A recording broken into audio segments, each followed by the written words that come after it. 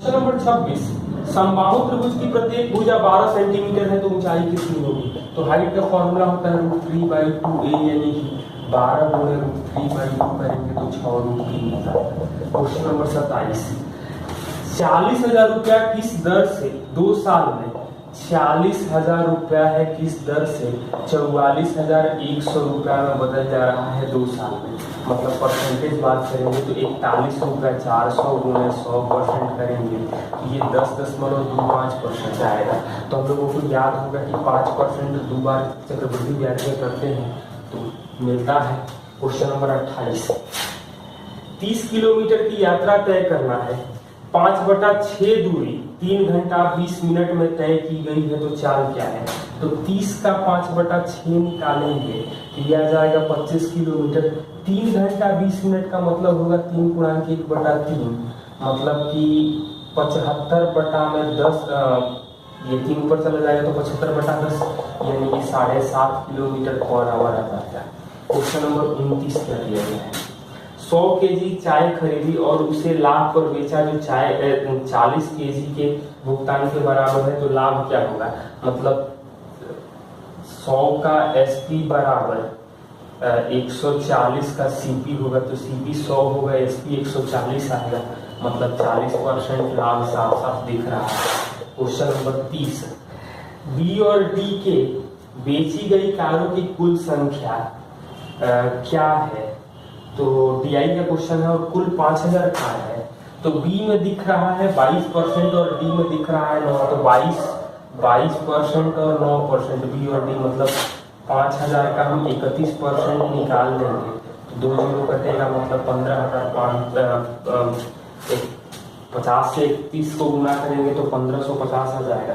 Question number 31, ये एक DI का सवाल दिया गया है, लंबा चौड़ा डाटा दिया गया है, लेकिन सवाल ध्यान से देखिए। कुल संख्या किसानों की जो दी गई है वो 2,64,000 है। ए में 24, बी और ई नहीं दिया गया है, सी में 36, डी में 20 और ई का भी संख्या नहीं दिया गया है। राज्य A B C D E है, मेल फीमेल का रेशियो है।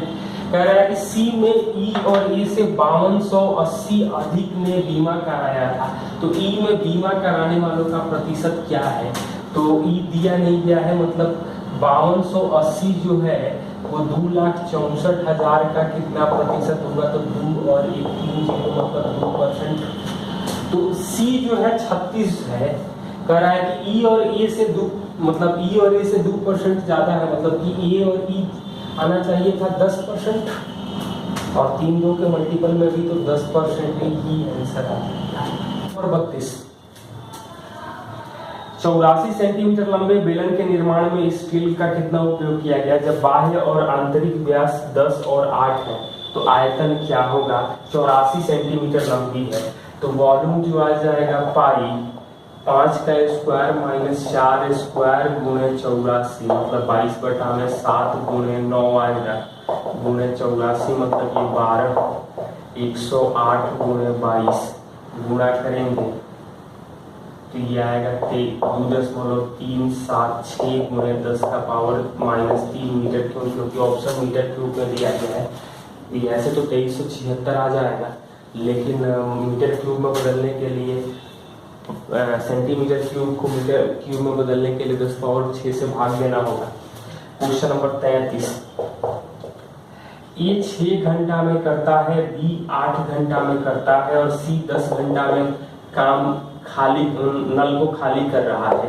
तो तीनों काम को कितने समय, तीनों नल को कितने देर में भर देंगे। तो एलसीएम जो आ जाएगा 120, मतलब 20 15 माइनस 12 मतलब कि 35 में से 12 घटेगा 23, 120/23 यानी 5 गुणा 5/23 घंटा बनेगी। क्वेश्चन नंबर 34 क्वेश्चन आप लोग ट्राई कर लेना, सिंप्लीफिकेशन का क्वेश्चन है।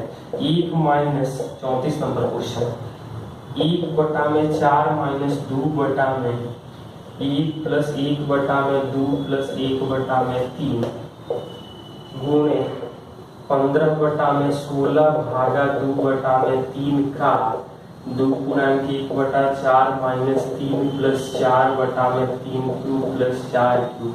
ये आप लोग क्वेश्चन ट्राई कर लेना। नंबर 35, 10 व्यक्ति 7 घंटा प्रतिदिन काम करके 12 दिन में काम समाप्त करते हैं, मतलब 10, 7, 12 काम पूरा करते हैं। तो 14 आदमी 6 घंटा, 14 आदमी 6 घंटा काम करके कितने दिन में काम समाप्त करेंगे? तो 12 से 84, 14 छक्का 84। ज्यादा दिक्कत है तो आप लोग आराम से भी काट सकते हैं, मतलब क्वेश्चन नंबर 36। क्वेश्चन नंबर 36, 10 की बारंबारता किस श्रेणी से संबंधित है? तो बारंबारता 10 आना चाहिए, तो ये श्रेणी दिखाई दे रहा है 20.5 से लेकर 30.5।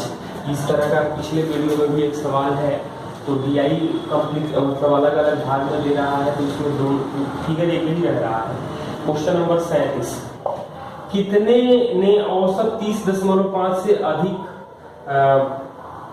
का स्कोर किया? तो 12, 16, 4 और 2। आप लोग पिछले वीडियो में भी देख सकते हैं, तो ये 34 फिगर भी देख लीजिए। क्वेश्चन नंबर 38 कर दिया गया है। दो संख्याएं 3, 5 के अनुपात में है। प्रत्येक पहली में 8 जोड़ रहे हैं और दूसरी में 7। पहली में 8 जोड़ रहे हैं, दूसरी में 7, तो ये अनुपात 2:3 हो जाता है।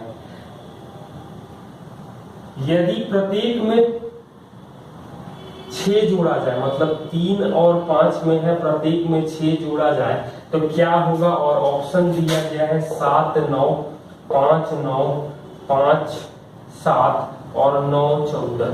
तो यहाँ मुझे करने का जो तरीका है कि 3x प्लस ये कर सकते थे कि 3x, 5x, 8 जोड़ दे, 7 जोड़ दे, 2/3 कर दे, x का मान निकाल ले, फिर दोनों में 6 जोड़ दे।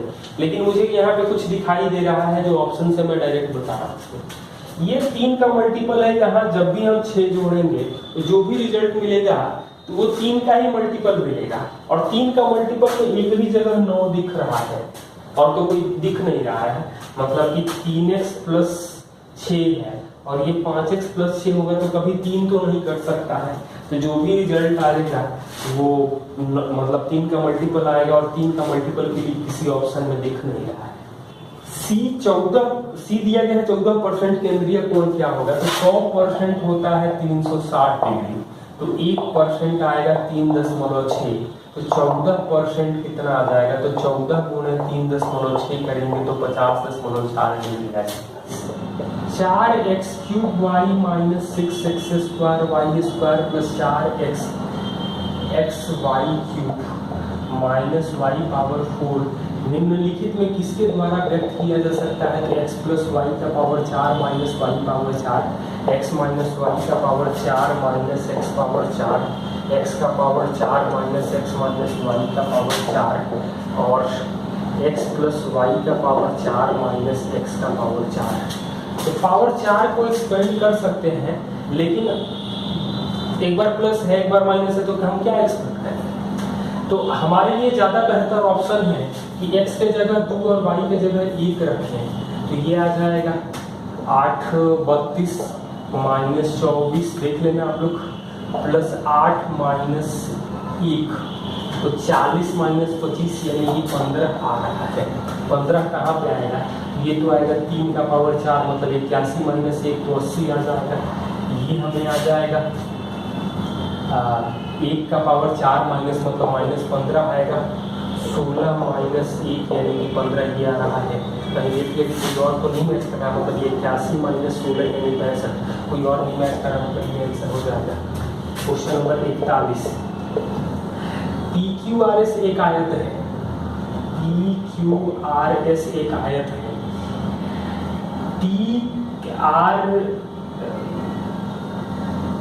PQ पर एक बिंदु P इस प्रकार है कि RTQ एक समद्विबाहु त्रिभुज है, मतलब ये x करें और ये कंडीशन दिया गया है कि PT बराबर 5TQ। तो हमें इसका एरिया दिया है 12√3, तो पूरे आयत का क्षेत्रफल पूछ रहा है, मतलब 1/2x गुणे x आ रहा है 12√3। ये तो लंबाई 6x होगी, मतलब 6x स्क्वायर के लिए कितना आ जाएगा? तो 1/2 में कितना से गुना करेंगे? 6 आ जाए, मतलब 12 से, तो 12√3 गुणे 12 करेंगे तो 144√3 सेंटीमीटर स्क्वायर आ जाएगा। क्वेश्चन नंबर 42, क्वेश्चन नंबर 42 में दिया गया है 8 का 0.008% का 0.08% का पावर 1/9 मान क्या होगा। तो दशमलव के बाद यहाँ 3 अंक है, यहाँ जो 5 अंक है, 2 बार परसेंटेज है, मतलब कि 2 अंक, तो दशमलव के बाद कुल 9 अंक होगा और 8 गुणा करेंगे तो 512 होगा, पावर 1/9 है। तो एक चीज ये देख सकते हैं कि 512 जो होता है वो 2 का पावर 9 होता है, यानी कि 0.9 के अंकों के बाद दशमलव है तो एक अंक के बाद ही दशमलव लगेगा। Question number 43, PHOTOGRAPH